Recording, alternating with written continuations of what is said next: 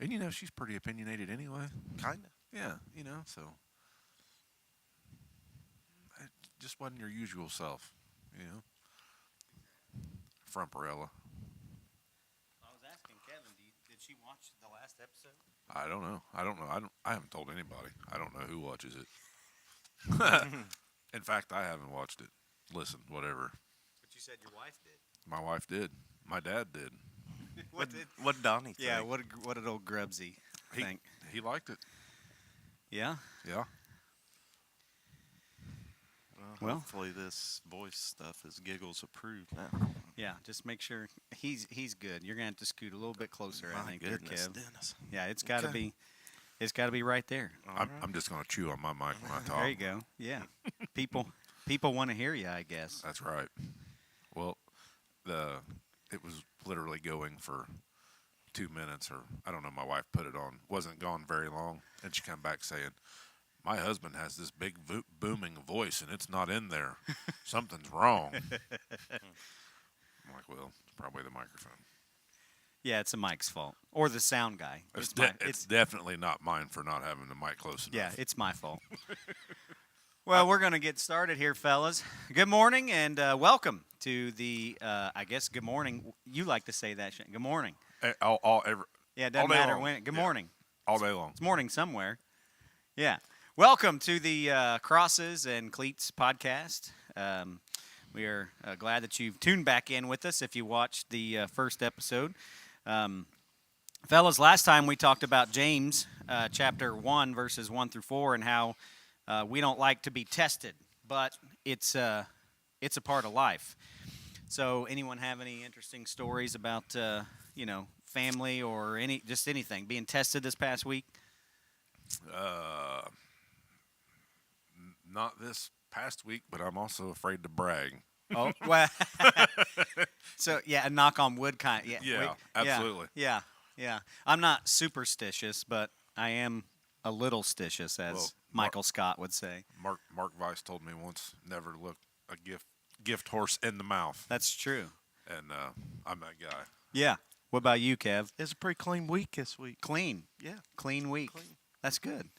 That's good. I will say my pocketbook was somewhat tested. Some mechanic that I love and trust told me that it was going to be, $16 million to fix my my wife's car. So I would throw that car away, and that guy.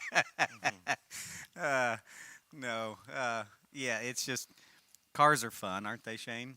I don't know. I don't have any. You is that because you have all trucks? Is that what you're saying? Yeah. Yeah, yeah, yeah. And home ownership. And home ownership. Yeah, we could. Oh, Kevin, you got your walls insulated, right? You got like blown-in insulation in your walls a couple years ago. Is that right?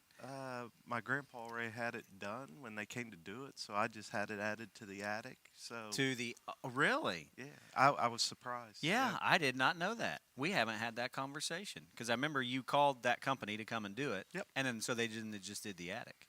Just did the attic. Yep.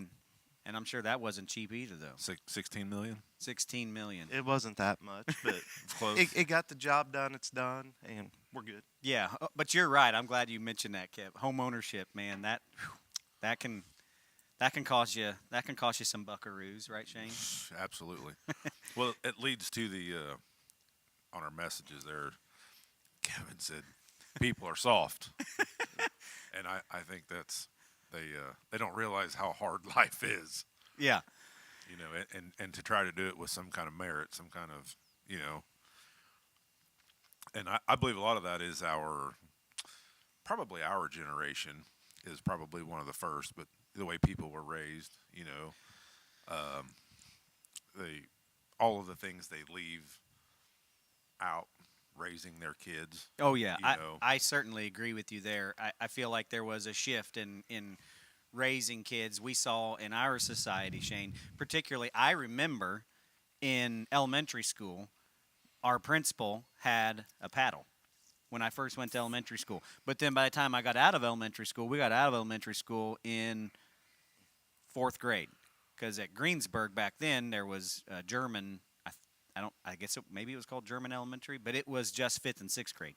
So I got out of elementary school, kindergarten through 4th grade.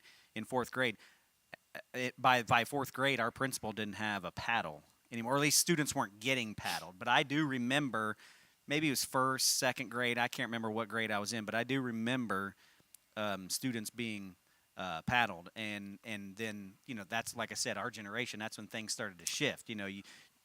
Parents weren't necessarily disciplining their children the same way that it had been done in the past. And I'm not saying that's right or wrong. You have your own thoughts, opinions on that, but definitely softer, right, Kevin? No doubt about Well, it. it leads me to the for a long time, Proverbs says to spare the child the rod is to spoil the child. That's right. That's always been translated into your child needs punished, but it's not solely the deal. It's to spare the child the rod. The rod is the staff, like Moses' staff, which is leadership, divine judgment, Responsibility. right. Yeah. It's a really disservice to all the kids where their parents, all of the things that they didn't teach them, and that's where this soft generation has come from, or I believe that's a lot of it. Yeah. Any thoughts, Kevin? Well, you can tell Shane, though, kind of the way I mean, we talk about athletics a lot. He would attest. He's been around me enough. I raise mine a little bit different than than a lot do. Yeah, I'm chuckling because as if people continue to watch this or whatever, I'm sure we'll get into conversations about sugar britches as Well, Kevin he likes wants to. to wreck his own truck. Yeah. But yeah, certainly anyone that knows you, Kevin, knows that yes, you have definitely raised your kids differently, and that comes from you. I mean, you're just different, and we talk all the time not all the time, but we talk in our family about how your family, like your brothers, Mike and Mel, they're different. You guys are just We're all different. human beings, Yep. but we are all different. That's right. Be a boring place if we were all the same. Boy, it would. Yeah, you're not wrong there. So, yeah. So last week, like I said, we talked about being tested, and nobody likes that. And of course, this is Crosses and Cleats. We like to interject sports into our talks as well. This past weekend, we talked about were there any teams that were tested? Good slate of games. I didn't get to watch a whole lot, but. I do know that there were 12 total lead changes in the fourth quarter in those games, particularly in the Rams and Panthers and the Bills and Jaguars games. There was 4 lead changes in those games alone. So it's just it's a pretty dramatic weekend. You had the Bears. I was watching that game, and it was 21-3 at halftime, and we were driving home some friend's house, and I got home, and I think the Bears had scored and cut the lead down. And then as I continued to kind of watch, I wasn't watching the game, but I was keeping up with it. I was like, man, they're coming back, and then they come back from 18 points down and win. So we talk about last week those teams that have gotten over the hump. Kevin, you think any of these Bills, the Bills, Bears, you think they maybe have gotten over some of these slumps, these humps necessarily that they need to get over? Well, obviously, it had been a while since they had won a playoff game. The Bills, they beat a good team. Yes, they did. in Jacksonville was on a the good road, team. Yeah, on the road. yeah. Jacksonville was a good team this year. So yeah, I just the Bills to me are like that story where it epitomizes exactly what we've been talking about. You're tested through the fire, makes you better, makes you better, makes you better. They've been tested over all these years, being beat by the Chiefs, probably some other teams I can't, but certainly the Chiefs have beat them in the postseason and knocked them out. There's probably another team or two that I've forgotten, but they've been tested. Great seasons. They've won divisions, and they get in the playoffs and just can't get over that hump and get to the Super Bowl. So I'm hoping that through that testing this year they're able to get to the Super Bowl. Like that's who I would like to see play in the Super Bowl. The Bills. And in the NFC, you have Seattle. The Eagles got beat, so whoever. I could care less. The Eagles got beat. Correct. Yeah, Kevin. Again, I think we kind of mentioned it last week. Kevin likes to refer to his favorite team as the Washington Commodores. Does that on purpose. I can have him explain that if he would like. Kevin, why do you call them the Washington Commodores? They're a joke. They're and but I tell you, Kevin epitomizes a true fan. He is not a fair weather fan. It's not because they've had. Oh man, they've had a lot of rough years, Kev. 30. but Dennis, you were talking about this, and this is all neat and everything. My favorite game was the Monday night game. When I was there. When you talking about when I was at your house? No. Oh, what Monday night? The Steelers getting, this past beat 2 by the nights ago, Texans. yeah. Because Shane might like this because we're talking soft. Uh-oh. That Texans defense. They're not soft. Holy cow. Yeah. I thought the garbage product that the Commodores were on the field that people paid money to go watch this year, they should have to get off their couch Okay. and go to Houston, full padded practices, and take it for 2 more weeks. You're saying the Washington Commodores should Yes. have to do that. Yes. Obviously, we're talking about the Washington Commanders, but yeah, and they should have to get up off their couch because they're on vacation Yep. and suit They got up their paychecks. and let Houston just smack them right in the mouth. Correct. Yeah. For practice. Yeah, for practice. To make them tougher. Listen Yes, up, sir. we're going to practice. Yeah. Yes, sir. You're saying that what's their head coach's name? Dan Quinn. Dan Quinn. That's right. You're saying that Dan Quinn should be organizing that right now. Yeah. Yeah. Yeah. Their motto on the back of their thing is anybody, anywhere, anytime. Any- Oh, my. Anybody, anywhere, anytime. Be careful what you wish for I was going to sometimes, say they right, didn't Kev? realize I was going to land in Newport today, did they? No, they have no idea. Anybody, anywhere, anytime. Anytime. Yeah.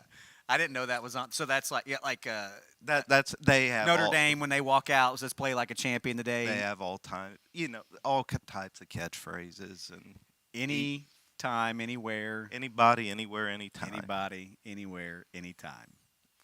It's good, but like you said, then you gotta back that up. At least be competitive. At least be competitive. Yeah. So I was talking about the NFC. I don't know who do we have? Seattle, San Francisco. Who's left in the Bears And the Rams. and the Rams? Yeah. Man, out of those 4 teams, I really wouldn't care. I mean, San Francisco's been there. I like Matthew Stafford and the Rams. The Bears, I mean, that's a nice story. Yep. Seattle with Sam Darnold, leading them. He was, very high draft pick and struggled. And so, to be honest, I don't really care which one of those 4 teams make it, but I certainly would like the Bills to make it. And then I would say I would love for the Bills to be able to get over that hump, to be tested and ran through that fire over and over. I mean, because we in the sports world, particularly the football world, you're not ever guaranteed next year. Like you might be good this year, which already that all goes back to how impressive it was back in the early '90s when Buffalo went to 4 straight Super Bowls. As far as I can remember, Kevin, that hasn't been done before, right? Now they didn't win any of them, No. but it hasn't been done. It hasn't been done because it's hard just to get to 1, and they went to 4 straight. That was just so impressive, so impressive. They lost a couple of close games. They got blown out, I think, maybe in 1 or 2. But I would just love to see the Bills break through. Well, and we're talking about winning and losing. Mike Tomlin yesterday, and their people were going crazy. The guy in 19 years never had a losing season. Yeah. I can't imagine being able to sit on my couch and watch something win.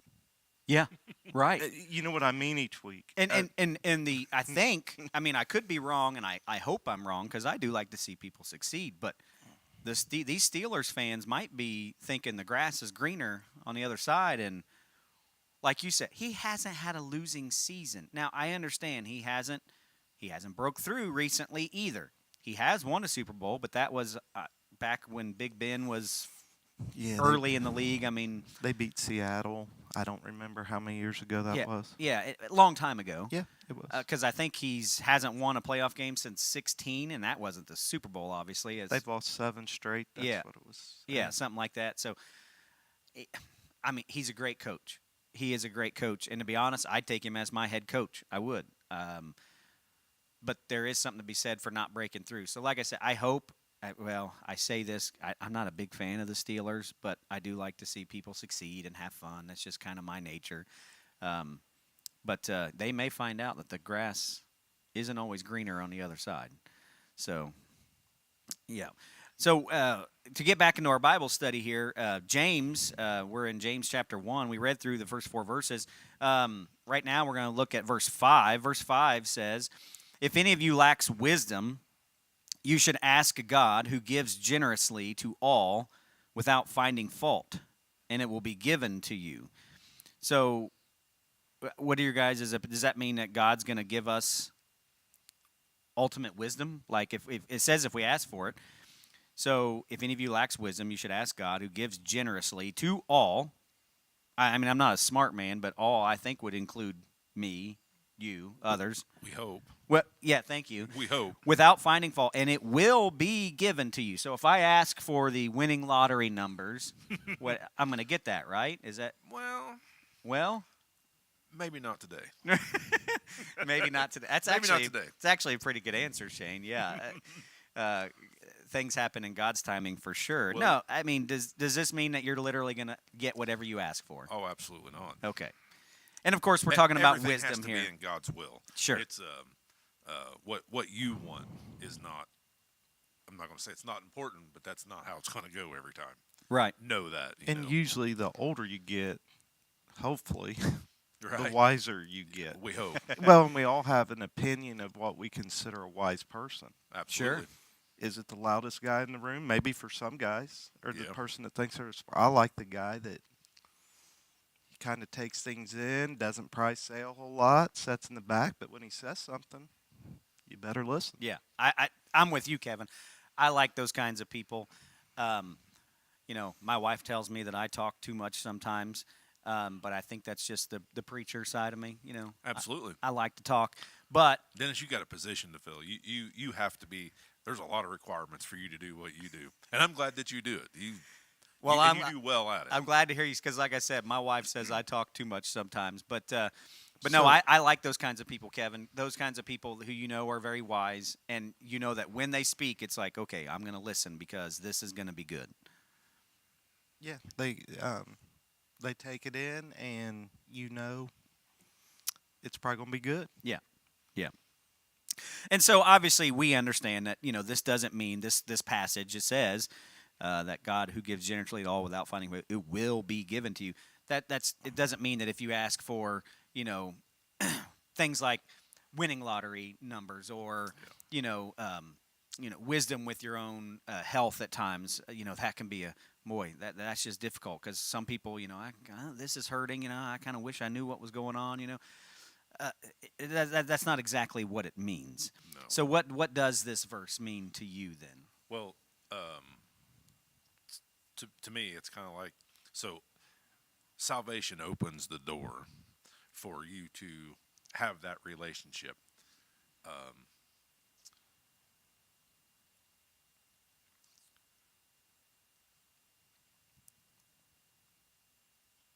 You have to work on yourself there. There's a whole lot of things that you have to do. I'm not saying anything you do can earn your way to heaven, but I am saying that you got to have faith. The faith and your salvation is what opens the door for this relationship. But I think you have to shape yourself. As you shape yourself, the things that. All these things that you ask, you will be guided. It will help as you shape yourself towards your salvation. Every one of these get really deep, so I'm struggling to find the right words. No, I know where you're going. To keep it simple. And it goes back to what Kevin talks about, is that as we get older, we mature. Absolutely. And then we kind of understand that, okay, this is something that I might need some wise counsel on. Absolutely. Something else that I read about, this verse in particular is that it's not talking about, things like winning lottery numbers and things like that, but more just along lines of choices Right. throughout the day. Well, as you grow in your relationship, your desires, what the things that you want change. Yeah. And you are guided in I don't all of the things that your what would be your favorites, or rather than earthly possessions or whatever the case may be. It changes changes who you are, what you want a little bit, and I think a lot of this verse is asking, and it will be given, but I also think that there's a lot of things you have to do to get that as well. Sure. Yeah. It's not a just come and ask for lottery winning Right. ticket numbers. Right. And Kevin, what's this verse mean to you? We're given a lot of freedom. Okay. We can choose what we want to do, how we want to do it. We all mess up. I love but, I love that you said freedom. I but like but that. as we're not forced to do really anything. You know what I mean? We choose to do things Absolutely. and act how we act. And as we go through it, we probably better wise up a little bit and change some things. Right. We all have things to work on, and yeah, hopefully that's the way it works. absolutely as you mature in life,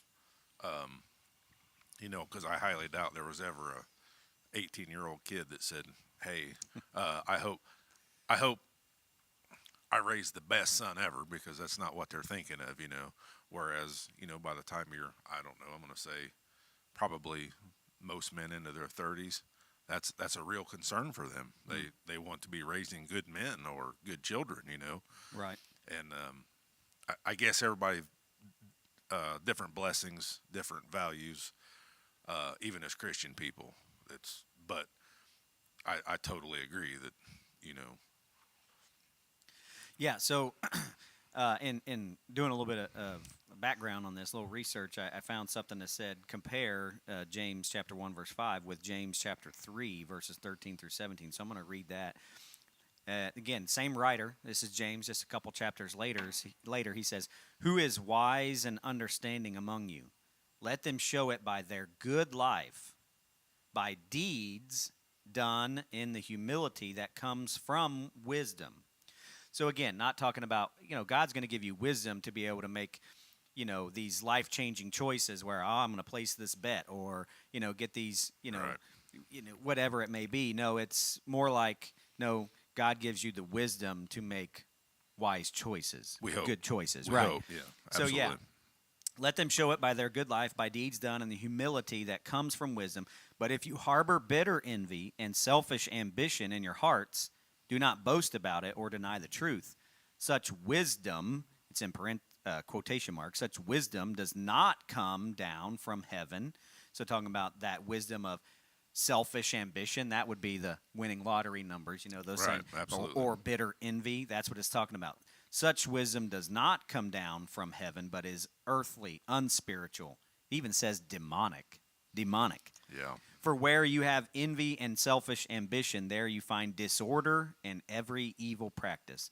But the wisdom that comes from heaven is first of all pure, then peace-loving, considerate, submissive, full of mercy and good fruit, impartial and sincere. And so to kind of wrap up the thought on this verse, James chapter 1, verse 5, if you're seeking wise counsel about some important decision that you need to make for kingdom work or something to improve yourself, something to maybe, show more fruits of the Spirit, whatever, I fully 100% that if you ask and you believe, which is what we're going to get into in the next verses, that God will supply that to you. Amen. Yeah. Amen. Does that make sense? Yeah. Yes, sir. Yeah. Oh, sir. And so now if we look at the next verses in James chapter 1, we're going to read through 6 through 8. But when you ask, you must believe and not doubt, because the one who doubts is like a wave of the sea, blown and tossed by the wind. That person should not expect to receive anything from the Lord. Such a person is double-minded and unstable in all they do. Again, I love I love the book of James because I love how he puts everything. It's pretty clear and it's very blunt. It's Yes. like if you ask and you don't believe, then he says there in verse 8, you're double-minded and you're unstable in all that you do. So he's encouraging them, hey, have faith, believe, ask for it, and when you ask for it, don't doubt. Well, that's what that's what this means to me. Like, you know, your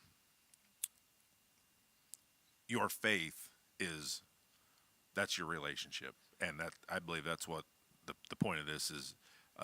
If your faith is in God, that is the point. Do you live that way? Do you try? Is that how you see yourself daily? You know. Right. And we don't always obviously get what we ask for. And we were talking about society earlier. It's a 24/7 society. If you want to go get fast food, it's open. If you want, Absolutely. and I think we get spoiled in the sense we think we're always going to receive what we ask for. It doesn't work, and that's okay. Right. And kind of interesting because it goes back to what we were talking about at the beginning, that softness. Yeah. Our society has become so soft in that they expect everything to be given to them Right now, I Yeah. mean- Easily. Yeah. Easily. Right now. Yeah. Hey, I want this. You know. I mean, there aren't a whole lot of people that want to work for No. something. No. Yeah, I had a conversation recently. It's talking about not doubting. You know, in essence, if you're doubting here, if you ask for something, but you're like, I'm asking for wisdom for this, important decision. It's, going to make a difference here in the kingdom or whatever. But I don't know if God will really, supply. If you're doing that, in essence, you're doubting God. Right. You're putting God into a box and Right. saying, well, God can do some of these things, but He can't get out of this box and do. You can't put God in a box. Well, I think the I think the point of that particular part that a lot of people miss is, it's okay. Hey, God, help me out with this one. But when the time comes and you're doing your thing, have faith that whatever comes to you, that's Yeah. that's the answer to your question. Right. Know that it's good. Know that you're okay. Know that, and if you are unsure, don't be afraid to say that either. Yeah, I had a conversation with someone recently, actually this past week, and they were telling me that they were speaking to a senior minister at a congregation, and this senior minister was telling this person that a relationship that they had with somebody else. So this minister is trying to give counsel to this man that he was talking to. Wasn't a member of his church, but he was the guy sought him out. He knew him. He's seeking some wise counsel. And this minister said that he thought that the relationship between this man that he was talking to and this other person that he was having, an issue with, he said that he thought that that relationship was irreconcilable. And Really? yeah, and when that guy told me that, I thought, well, I definitely don't agree with that. I don't either. Because it's not scriptural. Scripture is very clear in trying to reconcile with someone that you have issues with. And again, if you say that it's irreconcilable, then you're putting God in a box. You're putting limitations on God and saying, well, God, you can't do. God can do anything. Absolutely. All things. Yeah. And so, yeah, I mean, I would admit to, I understand where this minister is coming from in that the relationship between, because I know this man very well, he's a good friend of mine, and the relationship that he has with this other person that, it would be very rough. I wouldn't call it a miracle, but it would be very rough to get that relationship reconciled. But God can do it. Well, to to say that anything is impossible or unreconcilable, that is, like you said, you're putting God in a box there. That's don't do that. Yeah. And so, we're talking about doubting, and we try to relate this to sports. This is extremely relatable to sports teams, right, Kevin? Sure. Yeah. I mean, if there is any doubt by anyone on the team, whether it's a starter, I wouldn't maybe go so far as to throw in, if we're talking about, high school teams or maybe even college teams, those players that maybe stand on the sidelines, maybe that may not make a difference. But again, you would want everyone. A lot of times you hear everyone is bought in, right, Kev? You want everyone to be bought in. Anybody, anywhere, anytime. Oh, Dennis. there you go. Anybody, But, anywhere, anytime. but your preparation is paramount. Yeah. When we're talking about sports, if you don't put in the prerequisite work in time, it's hard to be confident. Yes. Confident. That's a good word. Yeah. Yes. Yeah, because if there is, I mean, I have in my notes in here. That's what we have seen with our Pirate football team over the years, and it hasn't just been recently. It's just been over the years. Kevin, you were there for 26 years, and there were some good teams. Yeah, there were some really good teams, and I would bet that if you were asked to compare some of those good teams to some of the bad teams, you could see a difference in demeanor. Yes. Yeah, there was a confidence and kind of an athletic confidence, not arrogance. You know, there's a different swagger. Yeah, yeah. And if there is any doubt going into a game, then you've already lost. Like, in my opinion, there's not even any reason to even play the game. Well, in my mind, that's that's where humble comes into it. You know, be strong, be certain, but also be humble. You know, Yes.